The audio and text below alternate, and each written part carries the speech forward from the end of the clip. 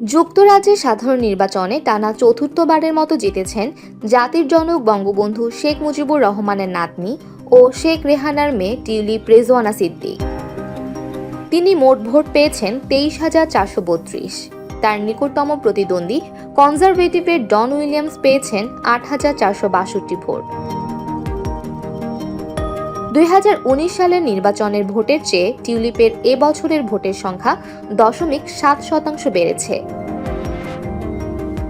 শুক্রবার 5 জুলাই সকালে ব্রিটিশ পার্লামেন্টের অফিসিয়াল ওয়েবসাইটে এ ফল প্রকাশ করা হয়। মেয়ের জয় দারুণ উচ্ছ্বসিত শেখ রেহানা। তিনি গণমাধ্যমকে বলেন, সবার কাছে দোয়া চাই, টিউলিপ যেন তার কাজ সততা ও নিষ্ঠার সাথে করতে পারে। শুধু নির্বাচনী এলাকায় না, যেখানে অসহায় মানুষ আছে তাদের পাশে থাকবে, সবার সেবার জন্য তার জীবনকে নিয়োজিত করবে।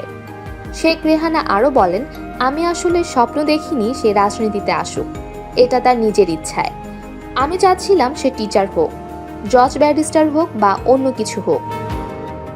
যুক্তরাজ্যে সাধারণ নির্বাচনের বুথ ফেরত জরিপে বিরোধী দল লেবার পার্টির নিরঙ্কুশ সংখ্যাগরিষ্ঠতার আভাস পাওয়া গেছে। আন্তর্জাতিক সংবাদ মাধ্যমগুলো বলছে, 14 বছর ধরে যুক্তরাজ্যের ক্ষমতায় থাকা কনজারভেটিভ পার্টি এবার বিশাল ব্যবধানে হারতে পারে। জরিপের তথ্য অনুযায়ী লেবার পার্টি 410টি আসনে জয় পেতে পারে, আর কনজারভেটিভ পার্টি পেতে পারে 131টি আসন।